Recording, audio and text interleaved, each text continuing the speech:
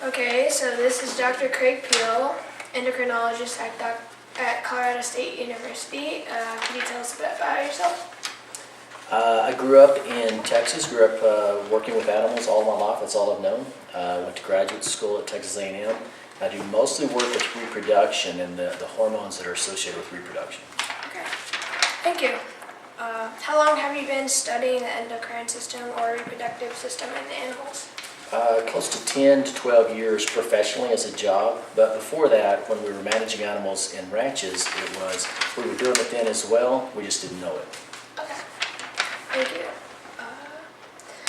What diseases of the endocrine system can animals have?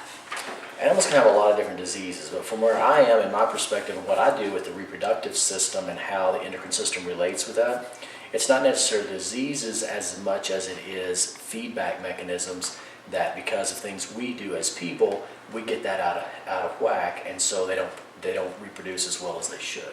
So it's not necessarily diseases, but what are some ways that we can manage these animals to either enhance their reproductive process or we can hinder it by some management. So there are some diseases. I mean, there's some endocrine system tumors that can happen that can prevent hormones released. There's several different other metabolic kind of endocrine conditions that can happen as well. What is similar about the endocrine system in animals and the endocrine system in humans? You know, that's what's really neat is the endocrine system of animals is extremely similar to that of people. There are some slight differences, but that's why we use animals a lot in research, because we don't want to use people to do research on. So we can use the endocrine system of animals and check their response to different treatments that we apply and how the animal system responds. And our hypothesis is that a human will respond very similarly. Okay, What is the difference between the endocrine system in animals and the endocrine system in humans? They're very similar. The thing we see most often in animals or in people, the difference is longer term, because most people live a lot longer than our animals do. So we see some different endocrine conditions that exist or come along because of a prolonged period of time. We don't see a lot of diseases in animals that we do see in humans because most of the time animals don't live that long. Can animals have diabetes? Absolutely they can. It's not very common, and again, it's because of how they mature and how fast they mature, and because of genetics. I mean, some of these things in people, because if you think about it, in the old days with people that had diabetes, what happened to those people?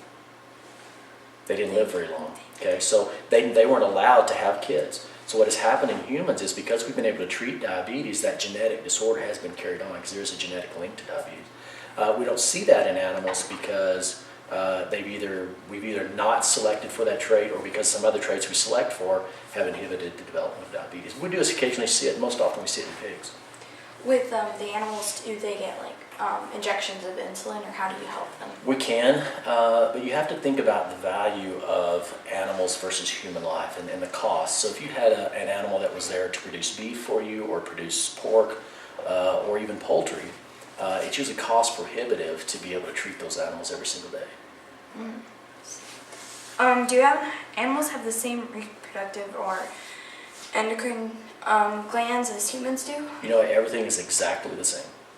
Wow. There's a little bit of difference in cyclicity between people and humans, but as far as structures and process and the types of hormones that are there, exactly the same. Thanks. You're welcome.